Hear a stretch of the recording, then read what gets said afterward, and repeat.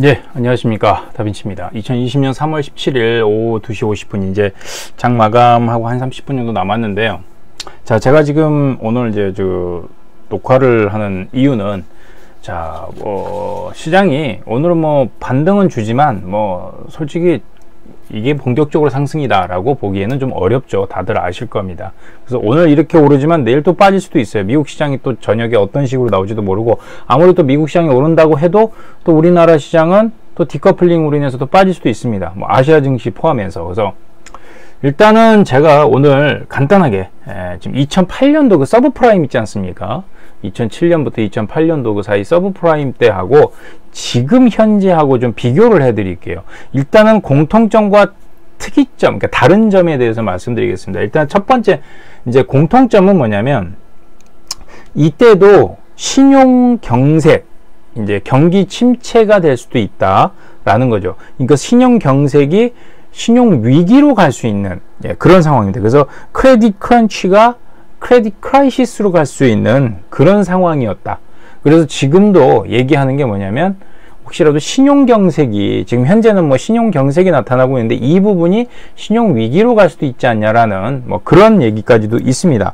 그래서 일단은 그 연준에서도 엄청난 지금 돈을 풀었죠. 어제도 그랬고, 지금, 그러니까 어제 미국 증시에서도 엄청난 돈을 풀었습니다. 그럼에도 불구하고, 미국 증시는 어제 하락을 했지만, 일단은 공통점은 뭐냐면 경기 침체에 대한 우려. 요게 지금 현재 공통점입니다. 이게 가장 큰 틀이에요. 근데 이제 다른 점은 뭐냐면, 경기 침체가 발생된 그 이유, 그 원인, 그 전에 깔린 그 이유가 어떤 원인이 좀 다르다는 거죠. 자, 일단은 2008년도, 2007년도 때는 말 그대로 서브프라임, 그러니까 모기지론입니다. 그래서 그때 당시에 아마 돌아가 보면 많이 들어보실 때 페니메이, 그 다음에 매니팩이라는 그런 부동산 모기지 회사들 있지 않습니까?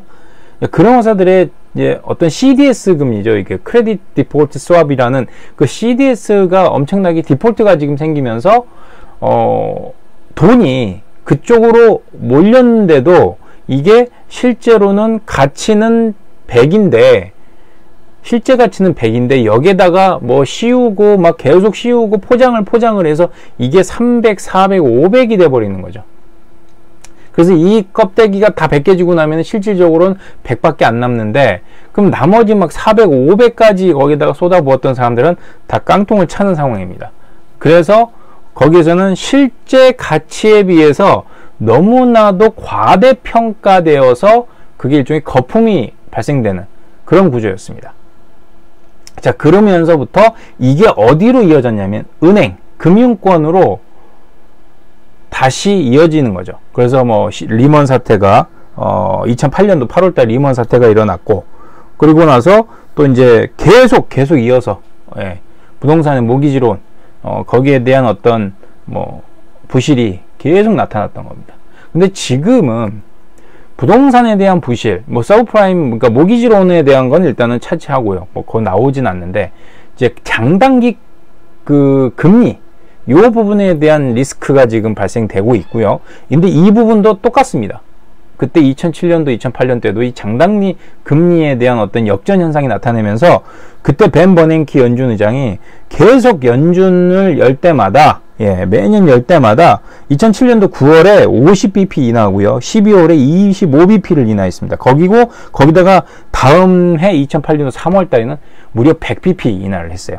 그리고 다시 또 이어서 계속 인하를 했습니다. 그렇게 이제 함으로 인해서, 그렇게 한 이유는 이 장단기 금리 역전을 막기 위해서 했던 건데, 그 오랜 1년 넘게 했음에도 불구하고 시장은 거기에 부응을 못했어요. 지금도 그런 상황입니다. 금리 인하를 했잖아요. 저번에 했었고, 이번에 갑자기 또 원래 연준이 열리는 날짜가 수요일인데도 바로 주말에 갑자기 100bp 다운 시켜버렸습니다. 그런데 시장에서는 그거를 좋게 안 봤죠. 근데 이제 그게 뭐냐면, 이거 정말 나쁜 거 아니야 라기보다는요, 다르게 생각하면, 이 정도 가지고는 안 돼. 자꾸 연준에서 금리만 가지고 해봤자 예전에 서브프라임 때랑 의미 없어. 실제로 돈이 돌아야 된다는 거죠. 중요한 거는. 그때도 똑같습니다. 자, 그래서 그때 2008년도 이제 정확하게 이때죠. 8월 달, 10월이죠. 10월 달에 뭐 우리나라하고 일본, 미국하고 우리나라, 뭐 다른 나라도 그렇지만 통화 수합을 했습니다. 그래서 일정 규모의 가치, 그러니까 달러를 기준으로 했을 때 환율을 인해서 뭐 만약에 외환보유고가 그때 당시 이명박 정권 때는 외환보유고에 대한 어떤 그 위기가 있었습니다. 예, 위기가 있어가지고 이걸 어떻게든 막아야 됩니다. 그렇지 않으면 이제 혹시 예전에 IMF 같은 사태가 또 생길지 몰라서 이거를 하기 위해서 적절한 방법은 수합입니다. 통화 수합이라서 이걸 해줘야 되는데 계속 이제 그전에는 선진국끼리만 해왔다가 도저히 계속 시장이 빠지니까 이렇게 계속 빠지니까 결국에는 우리나라하고 미국 또 우리나라하고 일본 또 중국하고도요. 우리나라하고 중국하고 통화 수합을 해버렸어요. 자, 그래서 그 다음부터는 본격적으로 지수가 상승을 했습니다. 지금 여기서 뭐냐면 환율이 가장 중요합니다. 지금도 똑같은 건 뭐냐면 환율이 중요합니다. 아무리 뭐 재정정책 피는 거는 일단 그 두 번째고요. 중요한 건 환율입니다. 예, 지금 현재 시간대에 원달러 환율이 지금 1243원입니다. 예, 뭐 올라가고 있잖아요. 예, 뭐 엄청나게 지금 뭐 그때 그러니까 올해 초부터는 초에 비해서는 상당히 많이 올라갔고 지금 하여튼 엄청납니다. 2018년도 저점 찍고 그 이후로는 최대치입니다. 자, 일단 통화가 환율이 안정을 찾아야만이 일단 시장은 안정을 찾을 수 있습니다. 이게 가장 중요해요. 그러니까 환율이 중요합니다. 이제 요거를 어떤 식으로 안정화 시키느냐인데 가장 직접적인 건 이제 통화 수합에 대한. 근데 지금 우리나라는 통화 수합을 하고 있어요. 연장을 이제 매 그 기한마다 연기를 하고 그대로 유지를 하는데 일단은 요 부분이 환율을 어떤 식으로 안정화 시키느냐가 중요하고요. 그리고 2008년 그러니까 서브프라임 때는 일단은 뭐 솔직히 말씀드리면은 그 2007년 요때가 이제 그 서브프라임 위기가 나왔습니다. 자, 그 다음부터 이제 요때부터죠. 나와서 좀 올라가는 듯 싶다가 다시 내려갔어요. 그러면서 좀 그 중간중간에 기술적 반등을 했죠. 그러니까 이런 구간이 나올 수도 있어요.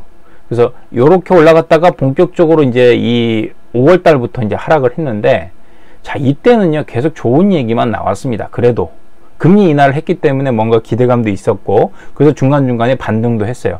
근데 실질적으로는 이거를 막기 위해서는 자금을 그러니까 수요를 해줘야 됩니다. 은행입니다. 은행 위기였습니다. 여기는 금융 위기입니다. 말 그대로. 그렇기 때문에 수요를 해줘야 돼요.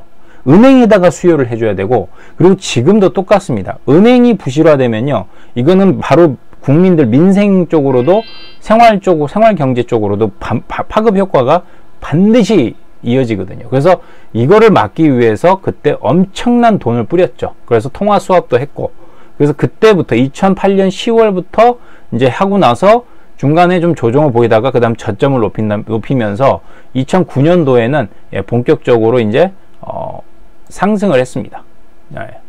그렇게 됐는데 중간에 이제 그 이후에는 또 이제 유럽 위기도 나오고 했지만 일단 그 부분은 제외하고 이 저점을 기준으로 해서는 그 다음부터 쭉 올라갔죠, 지수가. 자, 그렇다면은 지금 상황에서 중요한 게 뭐냐면 그러면 이게 어느 구간이냐, 자, 이 구간이냐 아니면 이 구간이냐 이런 고민이 있으실 거예요. 이런 고민이 있으실 겁니다. 아니면 최근이니까 서브프라임이 이때 나왔으니까 요 구간이냐 이런 식으로도 나오실 수 있습니다. 저는 이거는 저도 예측은 못합니다. 예측은 못하는데 가장 중요한 건 지금 현재 이 위기에서 필요한 게 뭐냐, 가장 중요한 게 뭐냐가 이게 중요하거든요. 이 키포인트거든요. 이때 당시에 뭐냐면 돈을 쏟아 부었어야 돼요. 금리 인하, 이 통화 정책만 가지고는 안 됩니다. 그리고 지금 어제 이제 600조인가요? 저기 뭐죠? 그 미국에서 연준에서 엄청난 돈 쏟아 부었잖아요. 근데 그거는요 돈을 그냥 주는 게 아니고 대출을 이제 하는 겁니다. 싸게 해라.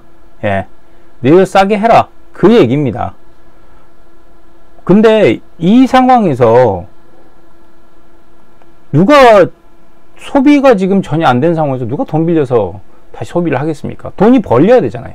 그러니까 소비를 하려면 돈을 벌어야 되는데 지금 뭐 모든 어떤 생산 활동 자체가 위험하니까 뭔가 불안한 상황인데 어떻게 돈을 빌리겠습니까? 중요한 거는 돈을 쏟아 부어야 돼요. 예. 쏟아 부어야 됩니다. 그래서 추경이라는 게 이제 우리나라도 있지만 연준에서도 이제 재정 정책인데 질적 완화라고 하죠. 양적 완화와 질적 완화. 일본은 질적 완화를 그 전부터 해왔지만은 미국 같은 경우는 이제 질적 완화를 어떤 식으로 하냐면은 말 그대로 이제 돈을 뭐 지금 롬니 상원 의원도 얘기하죠. 미국에서 1인당 $1,000. 예. 우리나라 돈으로 한 120만 원, 130만 원 되겠죠. 그 돈을 대라. 지원해줘라. 일본 사람들한테. 우리나라도 지금 뭐 긴급 재난복급이라고 하는데 이제 꼭 명칭을 그렇게 할 필요는 없고 지금 상황에서는 국민들한테 최소한의 생활을 할 수 있는 그 기본적인 어떤 비용 그 부분을 원래는 소득으로 만들어야 되는데 그러지 못하니까 이거를 국가에서 지원을 해주는 뭐 장기간이 아니고요. 이 기간 동안 어느 정도 일정 기간 동안에는 지원을 해주는 그러한 어떤 정책 그거를 좀 얘기를 하고 있습니다. 일단 이게 가장 기본은 돼요. 이게 가장 기본이 되면서 이제 뭐 대부분 지금 가계대출이 있고요. 또 기업도 물론 있습니다만 중요한 건 가계입니다. 가계대출을 좀 완화해 주니까 대출이 아니고 그거를 빌린 기대출한 그 어떤 이자나 그런 부분을 어느 정도 정부에서 뭐 유예를 시켜준다든지 기간을 좀 연장해 주는 이런 식의 정책. 그래서 일단은 통화 자체가 그 돈의 흐름 자체가 실질적으로 들어가야 됩니다. 지금은 그렇게 해줘야지 시장이 좀 돌아설 수 있고, 그리고 이제 코로나 사태니까, 코로나19 지금 이 사태니까 요거를 놓고 보면 직접적으로는 지금 미국하고 유럽이 확산세가 지금 계속 늘어나고 있어요.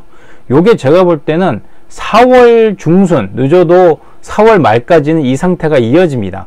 자, 그러면 이 사이에 정점이 이르면서 미국과 유럽이 줄어드는, 감소되는, 우리나라도 지금 최근에는 뭐 줄어들고 있잖아요. 감소하고 있습니다. 정점을. 물론 안심할 상황은 아니지만, 자, 이러한 모습이 나타나 주면서 연준 그리고 각국의 중앙은행들이 이러한 재정정책을 폈을 때, 그때부터는 관심을 가져야 되고요.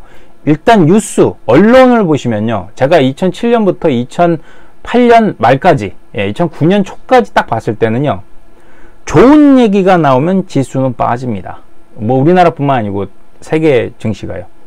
온갖 안 좋은 얘기가 다 나와야 돼요.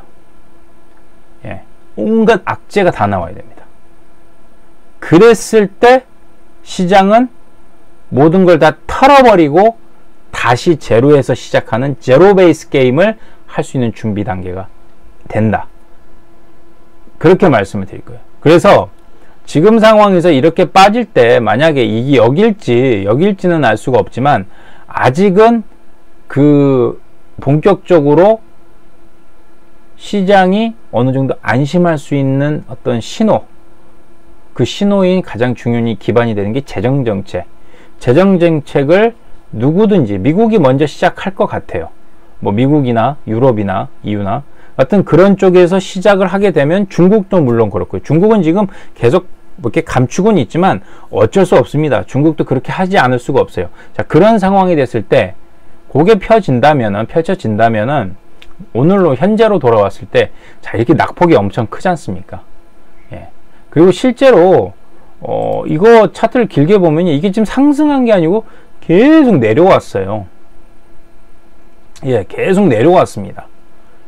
여기에서 좀 지지받고 좀 반등하는 거였지 실제로 2018년도를 1월달을 정점으로 해서는 계속 내려오던 거였죠. 자, 그 다음에 여기에서 어떤 식으로 가느냐.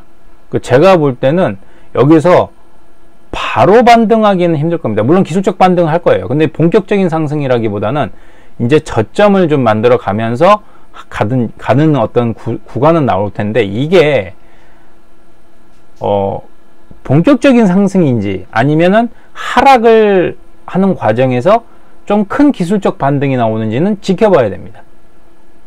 그러면 그 사이에 기술적 반등이 나오더라도 좀 들어가서 뭐 조금이라도 뭐 손실을 줄인다 뭐 그런 측면도 있습니다. 중요합니다. 지금은 손실도 최소화하고 이왕이면 뭐 본절에서 수익에서 조금이라도 수익 내고 나오는 그런 어떤 매수 전략, 추가 매수 전략을 취하면서 일단 뉴스는 계속 봐야 됩니다. 뉴스는 계속 보고 이게 정말로 맞는 얘기냐, 정말로 시장이 돌아설 수 있는 어떤 그런 흐름이 나오고 있는지. 근데 이제 뉴스에서는 온갖 나쁜 뉴스가 나오고 거기에 끝에 조금 이제 그런 어떤 상승할 수 있는 약간의 뭐 촉매, 그런 촉매 역할을 하는 그런 뉴스가 나올 수 있습니다. 그게 바로 이제 뭐 재정 정책을 피는 본격적으로 그런 상황이 나와야 되고, 그리고 지금 뭐 트럼프 같은 경우는요 좌충우돌입니다. 말도 이상하게 하고 있기 때문에 도대체 리더가 어떤 식으로 행동을 해야 되는지에 대한 어떤 그 부분이 지금은 상당 필요성이 지금 돋보이고 있는 시장이기 때문에 정말로 신중하면서도 과감하게 이러한 정책을 피는 게 중요하다. 그래서 그런 뉴스가 나오는 걸 봐야 된다. 아직은 저는 아직 이 뉴스 안 나왔어요. 그게 어떤 게 뭐 예를 들어서 재정 정책은 여러 가지가 있습니다. 그러니까 그 중에 어떤 하나라도 나오면은 저는 그때부터 좀 관심을 갖는다, 그렇게 말씀을 드릴 수 있고, 그때가 되면 지금 현금을 계속 계좌에다가 쌓아 놓으세요. 새로운 현금을 쌓아 놔도 됩니다. 이걸 지금 쓰시라는 게 아니에요. 놔두세요. 아직 본격적으로 전쟁 준비 큰 어떤 게임 하기 위해서는 비축을 해 둬야 됩니다. 분명히 제가 말씀드립니다. 이게 지금 제가 볼 때는 다시 2008년도 2009년도 서브프라임 이후에 진짜 다시 올 수 있는 기회입니다. 정말입니다. 그렇기 때문에 일단 쌓아두십시오. 쌓아두시고, 제가 계속 뉴스를 좀 보면서, 저는 좀 서브프라임 때 그 뉴스, 그때 당시에 있었던 어떤 뉴스라든가 그런 걸 좀 제가 다시 보고 있어요.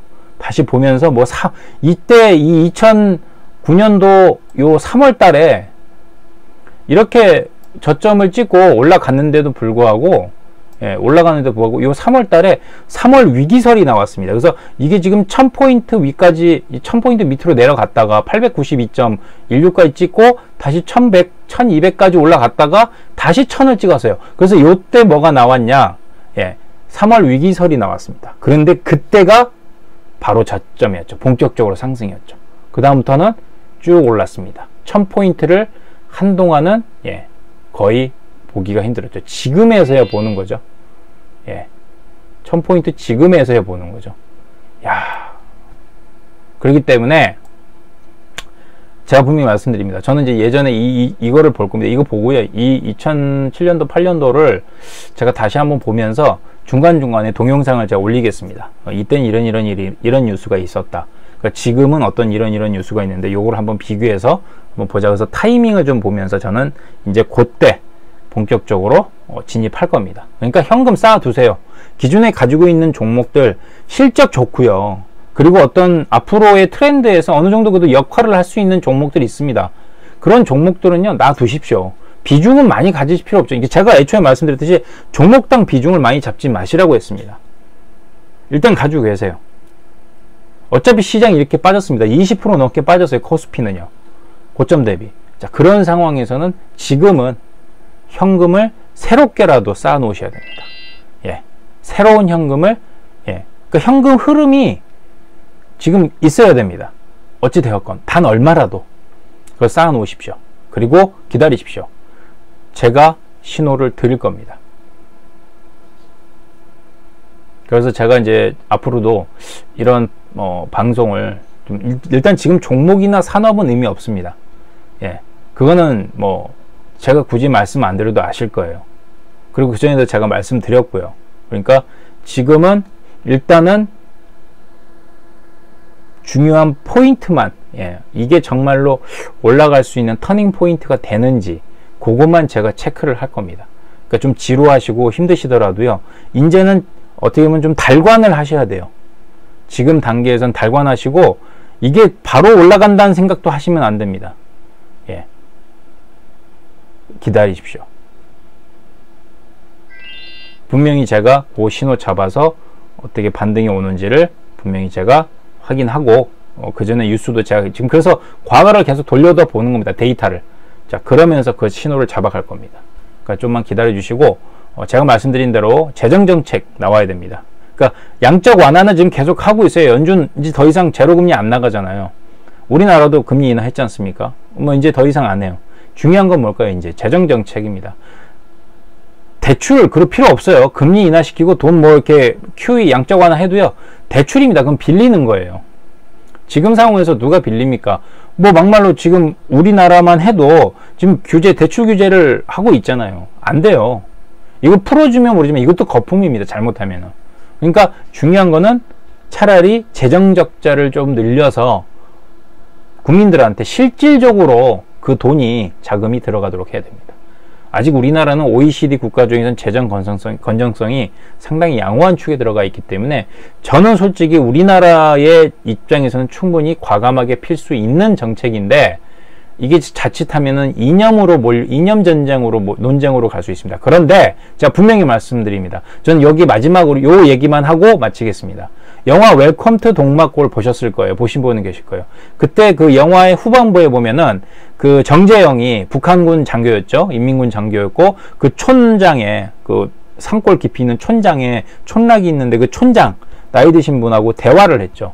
거기서 뭐라고 했냐면 이제 이 정재영이가 이렇게 인민들이 즐겁게 행복하게 웃을 수 있는 어떤 지도력, 영도력은 뭐냐라고 물어보니까 그분이 뭐라고 했습니까? 그 촌장이. 기억나실 겁니다. 그냥 뭐 잘 먹이면 되는 거죠. 다른 거 필요 없다는 거죠. 그냥 뭐 잘 먹이면 되는 겁니다. 같이 열심히 일하고 그 일하는 수확에서 거둔 거를 서로 다 나눠주고 잘 먹으면 되는 거죠. 이걸 마지막으로 제가 방송을 마치겠습니다. 다음에 또 이어서 이 서브프라임 때에 아니면 뭐 최근에 무역 전쟁 때의 어떤 그런 뉴스도 제가 다시 되돌아가면서 반복해서 해드리도록 할 테니까 지금은 그런 시간을 좀 가지십시오. 아직은 아닙니다. 서두르지 마시고요. 그래서 오늘도 장 이제 거의 끝나가니까요. 차분하게 좀 보시고 내일 또 해는 또 뜨겠죠? 내일 또 시장을 또 보시면 되겠습니다. 힘내시고요. 기회는 반드시 온다. 그렇게 말씀드리겠습니다.